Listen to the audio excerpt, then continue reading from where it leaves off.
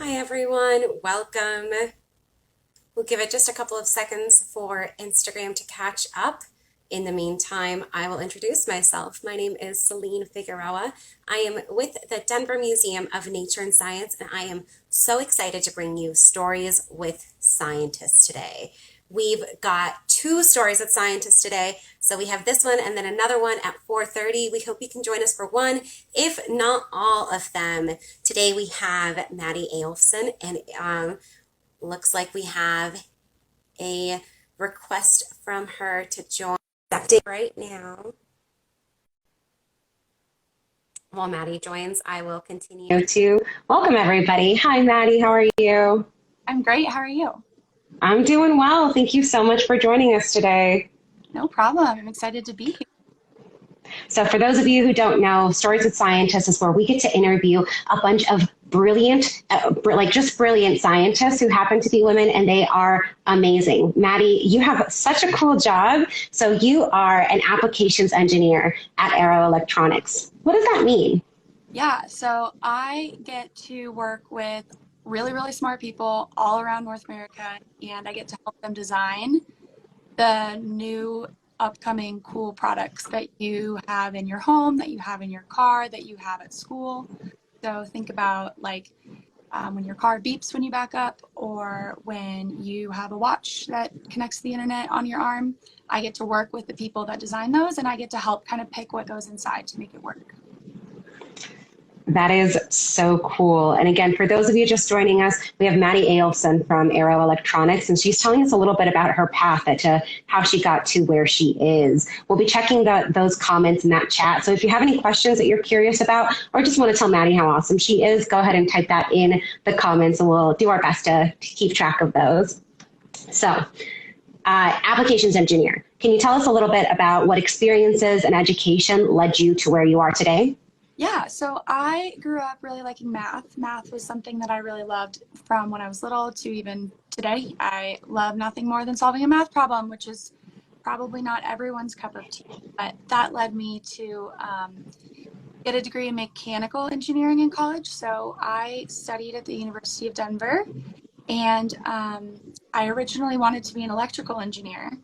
And I went to school and I tried electrical engineering and I tried mechanical engineering, and mechanical is the one that I'm going to do. So I picked mechanical engineering, and then I got introduced to my company, Aero Electronics, when I was still in school. And I interned with them and got some really cool projects and experiences when I was an intern. And then now I've been there for almost 6 years. That's awesome. So you just told us a little bit about that mechanical versus electrical engineering. So you thought you wanted to go into electrical. What happened? What changed? Yeah, so I guess I went to school thinking I wanted to do electrical. That's what my dad did. Thought it was really cool. What he did every day I thought was super awesome. Um, and I took a class on electrical engineering, and I just really, it wasn't super interested in it. And so then I tried mechanical engineering to see if I would like it better.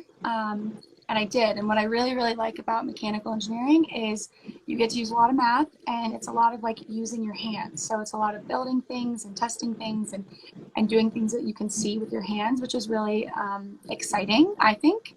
Electrical engineering is a little bit less with your hands because everything is very small. And so I just decided that I really liked the using my hands. That's amazing. And I love that you took a moment to go outside of what your original plan was just to see what was working and what wasn't. So I just want to give a shout out to that. So that's you in college. Can you tell us a little bit about your interests as a child that apply to where you are today? Yeah, so when I was little, both my parents are in math. My whole family, we're kind of a math family. It just was something that I really liked, but I also played a lot of sports growing up. So I played soccer, I did t-ball, I did track and field, I did ballet, I did swimming. And it kept me really busy, and it taught me a lot of really good things that I'm able to apply to my work every day. So it taught me one thing that I'm really, really big on, and that I think you guys should take to your lives, is to not give up. So, you might fail a lot of times, or you might not win every single time. But if you keep trying, it can be really awesome and really great. And being on other sports teams, like you kind of have to be a little bit competitive to succeed in sports.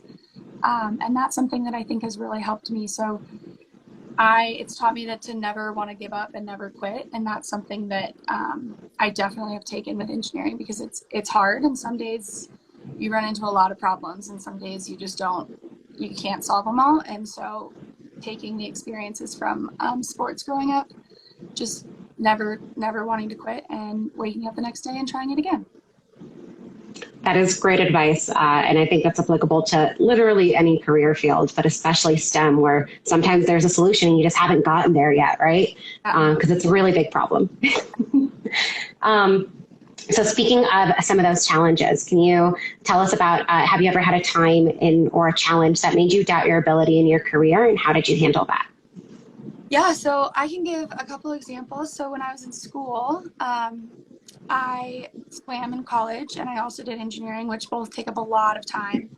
And I ended up one year, I had like way too many conflicts and I had way too much stuff going on. And I almost quit engineering. I was pretty close. I called my dad, I called my mom, I called everyone, and everyone was super supportive. They were like, do whatever you want. But I ended up I had this female mentor at DU. She was a professor of mine.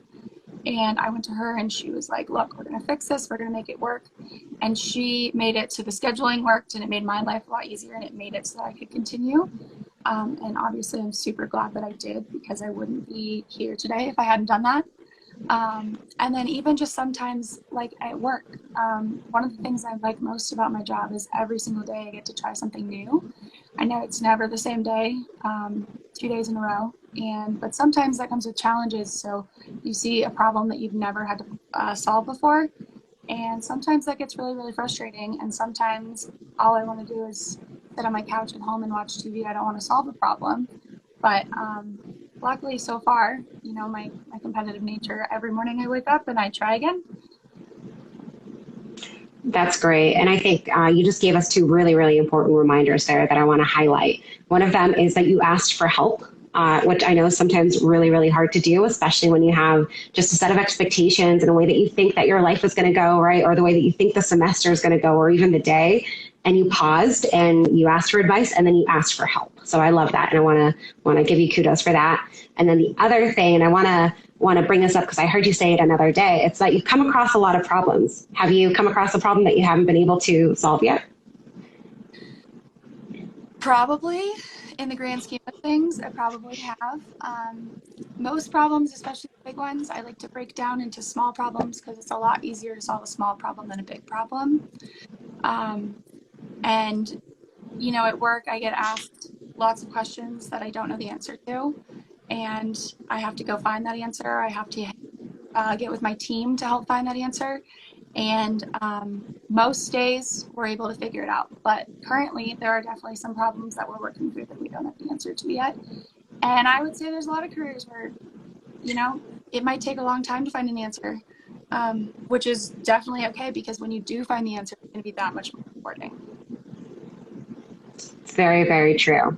Now, you've foreshadowed about this a little bit, but I really want to dive into it. Can you give us just some advice for women who are interested in this career that helped you? Yeah, so everything I've kind of touched on is kind of the backbones for this, but one thing that I'm a big believer in is trying everything. So, I went to school and I thought I wanted to do one thing, and I ended up doing something else. Same thing at work. I've had a couple of different positions at my job, and some of them I haven't really wanted as much, but the ones that I haven't wanted as much, I've actually enjoyed way more than I thought I would enjoy. So just like trying everything, because you might not like it, but you also might find something that you thought you weren't going to like that you actually love. And then also just never giving up. And there's a difference between giving up and trying new things and not continuing them. If you try something and it's not for you, that's fine. But if you find something that you really, really like, and you run into one issue, or you have one really bad day, or you have one really bad week, you're going to get through it. So just keep trying and keep asking for help, and find the people that will support you to help you get through that.